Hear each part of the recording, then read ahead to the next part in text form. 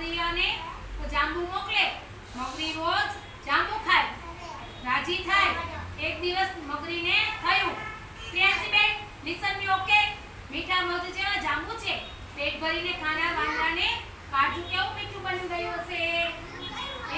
એક દિવસ તો મગરને કહે, મારે વાંદરાભાઈનું કાજુ જોઈએ છે. મગર કહે, ગાંડી થઈ, રોજ